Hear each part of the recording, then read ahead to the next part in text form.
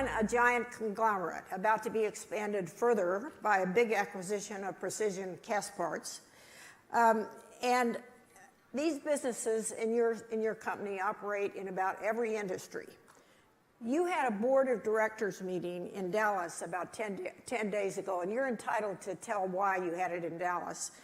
What did you tell your directors about the health of the economy as seen by this huge block of businesses? Yeah, well, to some extent they tell us too, because they're coming. We have reports on 8 big businesses. But the interesting thing about the economy is that you could give almost the same report ever since the fall of 2009. And it really has been growing, is growing at a couple percent a year, which is not bad, as we might get into later. But people have gotten more optimistic at times. They've thought about double dips at times, and then they thought it was accelerating.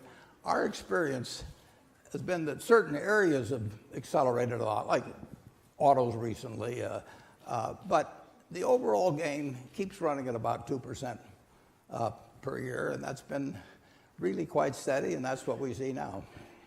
And I assume that you see, how about housing? You've got big investments in housing one way or the other. Housing's picking up. Our furniture stores are running at good gains. Our carpet's running at decent gains. Brick has picked up somewhat, but it's still slow. But overall, you just see a couple percent. I think the industrial area has slowed down a little bit. If you look at our cutting tools and that sort of thing, and they tend to be on kind of a real-time basis because nobody loads up on cutting tools and thought there's going to be a big speculative boom in them or something. We just keep seeing a couple percent. And is this disappointing to you? Or not in the least. Not in the least. You think it's good? Well, let me give you a figure. People do get disappointed in 2%. The population of the United States grows at about 0.8% a year. There's about 0.5% from births over deaths, about 0.3% from migration. So that's 1.2% per capita you're getting if you're getting 2% growth by the time you take off the 0.8. You take a generation, and a generation now is much more like 25 years. People have babies later. That means in one generation, you're going to get, not even allowing for compounding, you get 30% gain in real output per capita. Now you start out, the U.S. has $54,000 of GDP per capita. Take 30% more of that, that means another $16,000 per person in real terms in one generation. And if you take 2.7 people in a household, take 2.7 times 16 is 32 plus 11 is $43,000 of household GDP gain in one generation. It's mind-blowing. Our kids are going to live so much better than we live now. That's not so difficult in my family, as my kids will tell you. But the gains. Everybody in my neighborhood. I live in sort of a normal neighborhood, and everybody in my neighborhood lives better than John D. Rockefeller Sr. lived in the year I was born. And everybody in this country, in 2 generations, virtually everybody will live better than I live. Our country is a marvelous economic machine, and people talk about 2%, and they think that's kind of discouraging, but it's miraculous what compound interest does over time. Well, you've now done, as you've always done in these sessions, you've expressed your faith in the U.S. economy looking out there. Now, I'm going to go back to the stock market here because I assume there might have been a little conversation at that board of directors meeting about the stock market. And I know you don't like to give predictions about the direction of the stock market, but what can you say to us? It's crazy. The stock market's been crazy in a sense. You don't think it's been crazy? No. Okay, well, right away, that's a starter. No, okay. It hasn't moved around that. The stock market, the day-to-day movements are not that dramatic if you look over history. And the thing about the stock market, in the 20th century, we had 2 world wars, a Great Depression, God knows how many recessions, flu epidemics, atomic bomb, you name it. The Dow Jones average went from 66 to 11,400. The stock market does wonderfully over time because American business does wonderfully over time. I bought my first stock in April of 1942. We were losing the war at that time. I mean, that was 4 or 5 months after the war broke out. And the Dow was at 100, you know. The Dow's at whatever it is now, 17,000. I mean, all my life I've heard people talk about how terrible things are. And, you know, you're hearing it in the political campaign now, you know, make America great again. America's great now. It's never been greater. And it's ridiculous. I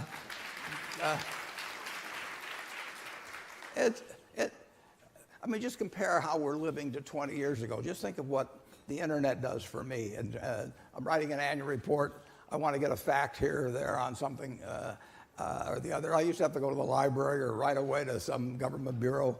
You know, now I have it in 10 seconds. The world is changing all the time for the better, and it gallops. And in one person's lifetime, I'm 85. In one person's lifetime, real GDP per capita in the United States has gone up 6 for 1. Now just imagine if you told my dad in the waiting room, you know, that your kid is going to see a 6 for 1 increase in the average GDP. I mean, he thought the country had already gone pretty far. They discovered the auto and the airplane and a few things. He thought there was nothing left to discover at that time. Right. You know, we found it all. And that's the way people always seem to feel. But this country, there's never been anything like it, and there never will be, and we're going to look back 50 years from now or 100 years from now and think this was the dark ages. Well, let me switch now to a topic where some people would say we do not have an improved situation, and others would say we do have. That has the combined topic of corporate governance and activists. We have seen the number of activists rise. I think you might even start off with the thought that if corporate governance was better, we wouldn't have as many activists. Would that be true? Well, if every company were being managed well, there certainly wouldn't be any reason for activists. There might still be a few, but there wouldn't be any reason for it. But the truth is that at some companies,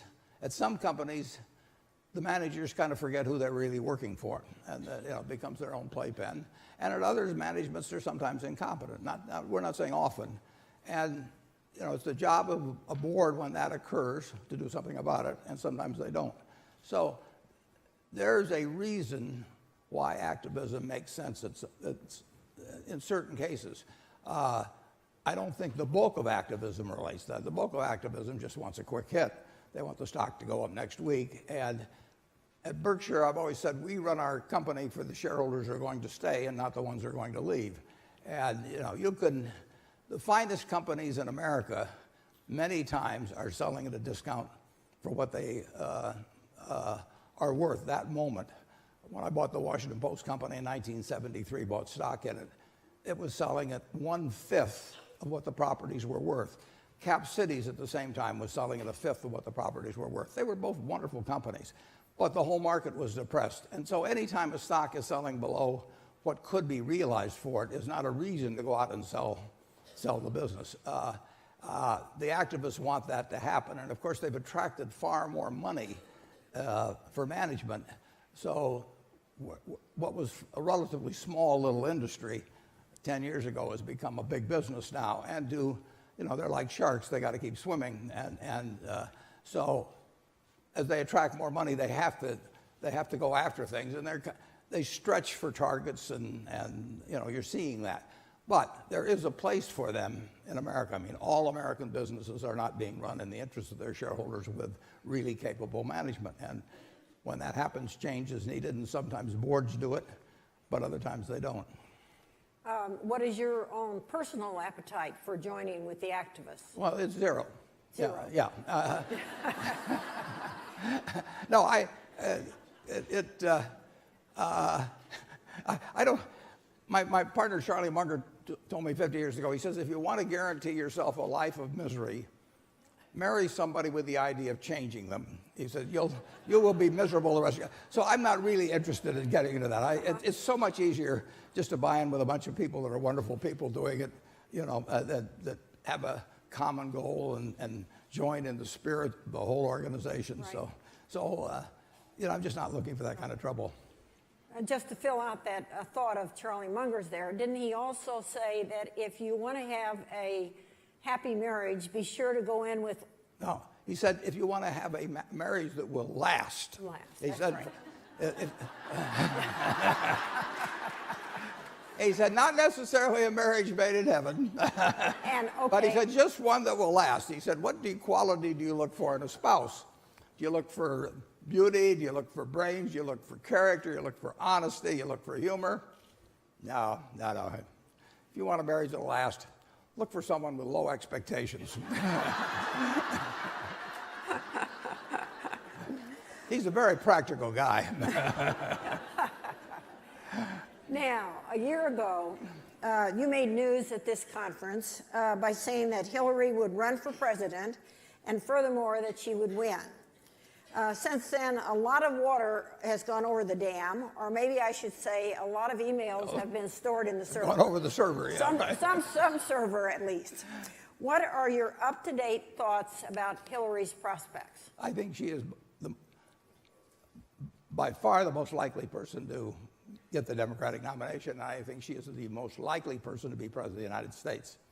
And no, I think that, and actually I saw some odds that were presented a day or two ago on the probabilities. What were they? Well, I think she was 4 to 5, which was considerably better than anybody else on becoming president. I think she is the most likely person to become president. It's still a long ways off, but and you could have illness and you could have all kinds of things happen. But she's the most likely. The Democrats are most likely to win if they get turnout. I mean, in 2012, they did a much better job than they had historically in bringing out their base. And if they remember the lessons of that and maybe use the same people, the demographics keep moving in their direction. So, they're probably at least a half a percentage point better, maybe even a full percentage point, and that's a lot in elections, better off just in terms of demographics than they were 4 years ago. But they do have a good many of their base have a low propensity to vote. And so you need an organization that makes sure you get your share of the vote out.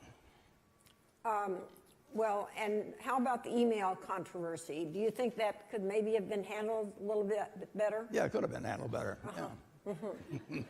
Okay.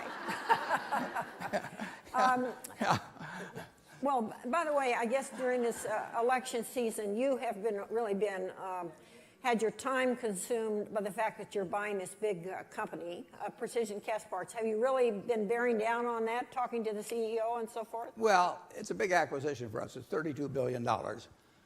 I met the CEO on July 1st. I met him for about 10 or 15 minutes. He actually was coming in to visit a fellow in our office who owned stock as part of his portfolio. So I happened to be there. That was accidental. And I thought I'd drop in and just see what this guy looked like. And so I was there for the last 10 or 15 minutes. And when he left, I could tell that this fellow would be able to run his business a lot better if he were a private or under the wing of Berkshire. So I said to Todd, who had been in the reason for the visit, I said, why don't we give him a call? It was right afterwards. And say if he would like an offer from us, we would make one, but we wouldn't make it unless if he had any objection to it. And so we called him, and he checked with his board, and he said, fine, we're willing to listen to an offer. So I'd met him maybe 10 minutes at that time. Then he came up to Sun Valley, where I was at the Allen Company thing. I met him for about 15 minutes there. This fellow gets to the point very quickly. It's hard to make the conversation last. So I made him an offer. He said he'd take it to his board, and he got back in touch with me a little later, and he said there were a couple members of the board that thought it was worth more, and I said that was interesting. But we don't go up on price. So we made a deal in any event. I probably met this man who was outstanding manager. He's just our kind of guy. Mark Donegan's his name. And I probably met him maybe a total of 80 minutes now or so. I mean, we didn't get one piece of information. We do know due diligence. You know, my due diligence is to look into their eyes, basically. And we do know due diligence. We did not have a figure that was not public. The one thing I ask him is, if, assuming we treat you right, do you have any intention of retiring at 65? You know, and because I'm totally dependent on him. He doesn't need me, I need him. And so I really have to know that. I usually have a judgment about that anyway, just from talking to him, yeah. I'm just actually, we own a company called Garan. Have you ever heard of Garanimals? Those of you who have young kids. The CEO of that company, which we bought it in 2002. He was 76 then. He's going to be 90 on March 16th. And I will guarantee you that he has not had a thought of retiring, this fellow that runs it. And I know you feel good about that. Well, I like that kind of guy, yeah, right. Yeah, my thoughts on retiring are sort of a moving target, you know. I mean, Charlie's 91, he'll be 92 on January 1st, and he's my canary in the coal mine, you know. It's like Well, I must say that people keep saying to me, now what can you tell us about the next CEO of Berkshire? And my first answer to them is, have you thought about the timing? I said, you've got to have a timing in mind. If you were to pick somebody right now, it might be X. But if it's 10 years from now, and I personally believe that Warren will be CEO then, unless he has physically or mentally declined, which I don't see any sign of, I said 10 years from now, that other guy might be completely worn out. Is it pretty you ought to write a story on that. Well, listen, I'm writing it in effect here by telling that. Well, now I want to come back to politics. The Republicans. How is this crazy contest for the Republican nomination going to turn out? And is it going to be settled eventually by what you and I grew up with, which was conventions at which it was left to be decided at the convention? It could happen. It could happen. Back in 1924, I think the Democratic convention went 103 ballots. And the two people who got a combined 80% on the first ballot, neither one of them even ended up with the vice presidency. So really strange things happen at conventions. I don't know whether you've ever been to any, but no, haven't. They've changed in complexion over the years, but this one could change back. I mean, somebody could go there with a plurality, but not a majority. So it will be, I mean, this is something we haven't seen before, when you've got three non-politicians with an aggregate of 50% of the vote on the Republican side. And what we're really seeing in government right now, and I think it's manifesting itself a little bit in these debates and what's happening in the polls now. You know, we've always thought in terms of two-party government, but we now really have three-party government, and we're seeing that in the speaker selection. I mean, you may have them only calling themselves Republicans and Democrats, but there's a distinct party now within the Republican Party, and you have three-party government, and the traditional Republican Party has a plurality, but they do not have a majority. And that's something we really haven't come to grips with much in this country. We are not, in terms of culture, in terms of rules, in terms of a whole bunch of things, we have been set up for two-party government, and we don't know how to deal yet with three-party government, and that's accentuated by the fact that in the Senate, you know, they changed the cloture rule in 1975. There wasn't any cloture to speak of before that. So now you can have a majority in the Senate, but you still have a third party, which is the cloture vote, you can call it, needing to get to 60 votes for anything that's important. So we are actually dealing with a governing situation that before 1975 would not have existed in either house, and we're struggling with it. And to imagine that you can't find anybody who wants to be Speaker of the House, you know, is just startling to me. My dad was in the House of Representatives, I mean, and Sam Rayburn was Speaker of the House, and I mean, he was one powerful guy. And of course, the speaker is number 3 in line to be president too. So it's really, you're witnessing sort of a quiet revolution in terms of how America will be governed, and we may go back to the old system. We may find a way that we can get it back to 2 parties, but it is not a 2-party system now. And do you have any anticipation of how it's going to turn out? No, I don't, because you don't have 3 parties that are going to cooperate with each other. I mean, their differences are not really very negotiable. Now, it's a great spectator sport. I wouldn't want to be a participant, but I like it as a spectator sport. Okay, this is going to be my last question. We're going to turn to questions from the audience, so you could be trying to attract the attention of somebody with a microphone. In the vastly decentralized operation that is Berkshire Hathaway, what happens when you have a subsidiary being run by a CEO not up to the job? How do you get that person out of there, and how much of a personal part do you play in the action? Well, if you have 80 or so subsidiaries, they really all report to me, basically. And our batting average has been good about getting people. And of course, we don't get rid of them at 65. So I milk people for all they're worth. I mean, I know. When you hit the junk heap at Berkshire, you're ready for the junk heap, believe me. So Seymour is very safe in his job at 90 when I will. But occasionally we need somebody different. Sometimes they just aren't up to the job. Sometimes actually age is a factor, and that's very tough when age is a factor, because since we have no retirement age, when I go to see someone that's been a friend for decades and done all kinds of things for me, I can't go and say, well, we have this mandatory retirement age of 70 or something, and I'm sorry, I know you'd be good for another 20 years.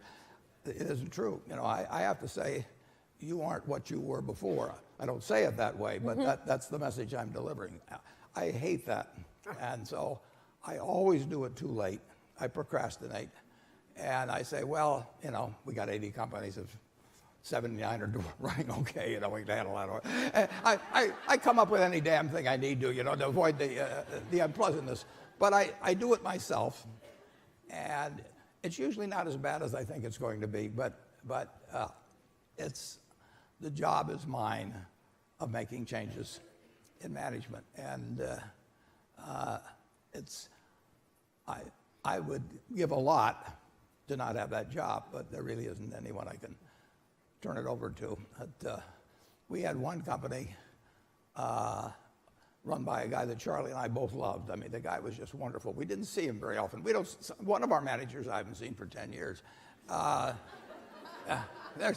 He made me go on. There's probably some guy just say, what little figures should we send Buffett this month, But we had this one guy, and he was a wonderful, wonderful, wonderful guy. He done all kinds of things for me and Charlie. And he developed Alzheimer's. And we saw him very infrequently, and I think he sort of got himself up for the event, if he would see it. So he really ran this company with Alzheimer's for a couple of years, and finally it became obvious. But I really thought that was a pretty good test, that you should buy companies that are good enough so that a guy with Alzheimer's can run them. It's a new yardstick we have at Berkshire. I hope they fly it with a CEO someday. I'm talking up this new yardstick. Now, ready for our first question from the audience? Over here, I think we got. Good morning, Warren and Carol. Thank you very much. Could you tell us who you are? Hi, Kate Gutman from UPS.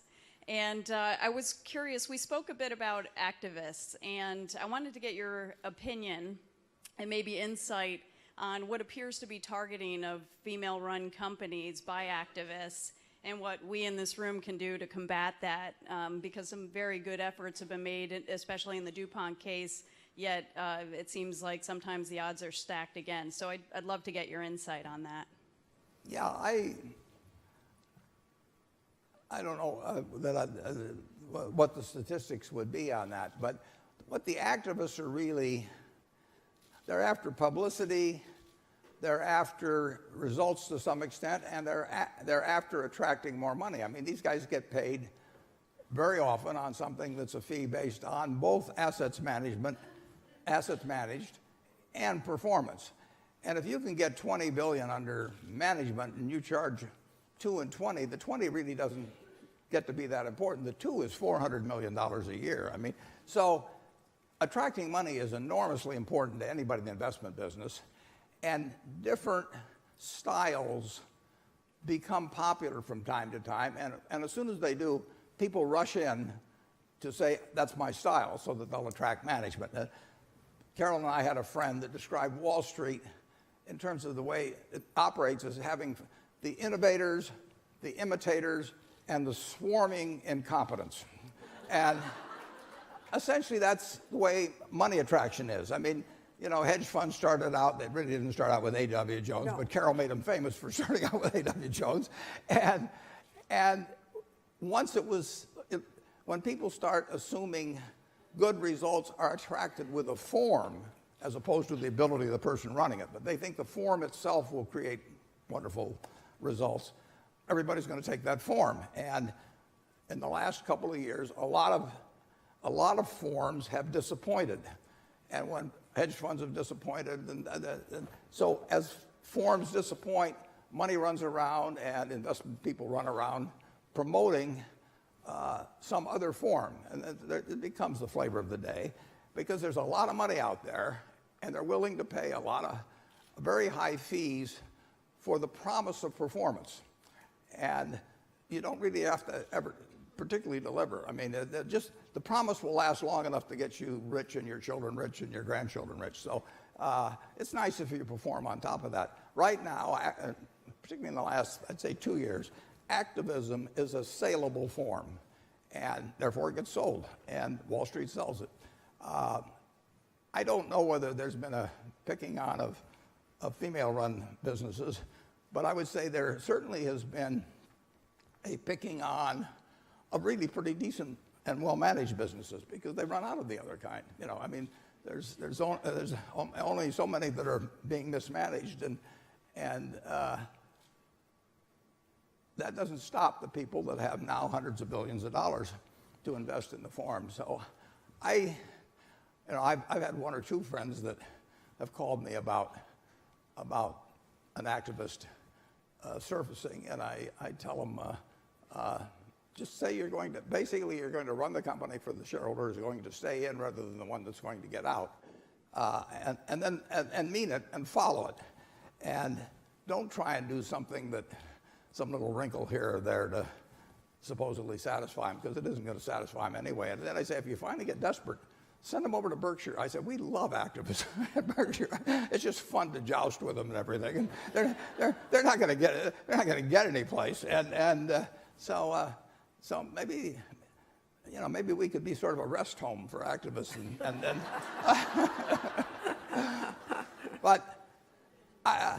And of course, to go one step further, it's in Wall Street's interest to scare managements about activists. I mean, you've got both investment bankers and law firms that, you know, they're not dying to have an activist call on your door, but it doesn't cause them to break out in tears either, because you take them on and then they get all involved in the strategy, and it's their job to some extent to make you worry more than you probably should even worry. I mean, it's a commercial world out there, you know, in case you haven't noticed it. And there are a lot of companies that I hear about that are paying significant amounts to people to sort of strategize as to how to keep activists away. The best way to keep activists away is to perform reasonably well in your business and also to communicate well with your shareholders. I mean, in the end, you've got a bunch of owners out there, and on balance, they're going to be on your side. After all, they've got their money with you.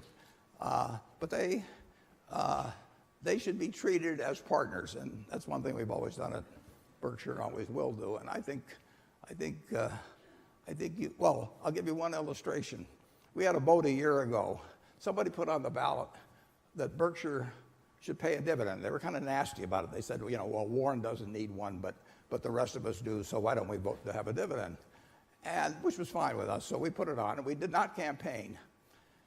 And with over 1 million shareholders, our shareholders voted 47 to 1 against paying a dividend. Now that only comes through years of communication and explaining to them why dividends really don't make sense in our case at this time. And the shareholders will be on your side, but you shouldn't expect them to only be on your side when you're in trouble. I mean, you want to keep communicating. You really have to have a partnership attitude. And if you have a partnership attitude, I think it gets through to the shareholders. Okay. Another question? Over here. Over here. Linda. Good morning, Warren. Linda Addison, Norton Rose Fulbright. Last year, Carol Loomis retired from Fortune after 60 years and had to explain and defend her decision to retire. She sure did to me. Well, and that was what I was going to ask you. You have some very unique and refreshing views on retirement. Did you give Carol any advice, and did she take it? Well, those are two different questions. Now, bear in mind that she gives me advice that I don't take too, so it's perfectly understandable that she would exercise similar rights. Well, I think it's a terrible mistake if you're in the kind of business where you can do it. I think it's crazy. It'd be crazy for me to leave my job, assuming I can do it. I mean, if I quit today, I see these people. They spend a whole week planning their haircut. I mean, that is not my idea of living. And I am fortunately in a business. My muscles are gone, my balance is gone, my stamina is gone, but it doesn't make any difference in what I do. So I'm very lucky that way. If I'd instead been a professional heavyweight boxer, which was my alternate choice, it would have been a whole different game. But this game, it really doesn't make any difference. I don't understand. I tell the students when they come to see me, I've got 8 schools this Friday coming of 160 students, and I tell them, take the job that you would take if you didn't need a job. And that's what I've got. I mean, and you want to be doing something you would do if you didn't need the money. And most people do need the money, but if you're in the position where you don't, you should be doing what you would do if you didn't need the money. And I would rather do this than anything in the world. I'm having fun. I mean, my Social Security check is coming every month. I mean, I do not need this. But I do. Carol wrote the book, Tap Dancing to Work. I tap dance to work, and she knows I do. And there's nothing more exciting than to get there and find that some company you weren't even thinking about a week ago that you might buy for $32 billion and be in making aircraft parts. And it just doesn't get any better than that. I'm not sure you answered her question. About you? Well, I talked it through with Carol, and I wanted to make sure that she'd had a chance to, hear all the arguments, pro and con. But the thing about what she's done too, she can write if she wants to. I mean, she didn't. It was not that they took away her pen and pencil from her, And so if she wants to write, she can write, and she can write on subjects she wants to write on, and she can probably get them published any place. So writing is hard work, though. And I still have the editing of the annual report. No, that's true. She edits the annual report. So just correcting my errors probably takes 6 months of the year. And the other 6, I try to think, well, why didn't I convince him? Isn't that right? Well, I can see where it might be more fun. Assuming you want to keep writing, even to start picking your own subjects at a point. I mean, you had a great latitude in doing that at Fortune, of course, but she had a very, very good job. If I didn't have the job I had, I would have liked her job. And vice versa, I must say. Yeah, yeah. Well, hers paid better, actually. Okay, another question? We're over there in the back. Over here. Warren, I am Joanne Bradford. I'm the COO of a company called Social Finance, SoFi. And we work in Silicon Valley in fintech. And I'm interested to see what you have to say about all the unicorns in Silicon Valley, and if you will ever participate in things like Uber, Airbnb. And there's a lot of discussion out there about the bubble's coming, the bubble's not coming, the VCs pitting against each other. And I just wanted to see what your take on that is. Yeah. And then for a bonus round, what would you do about the Syrian refugee crisis? Because I think it's important. I'm gonna filibuster the first. We have never, that I can think of, bought into startups or anything of the sort.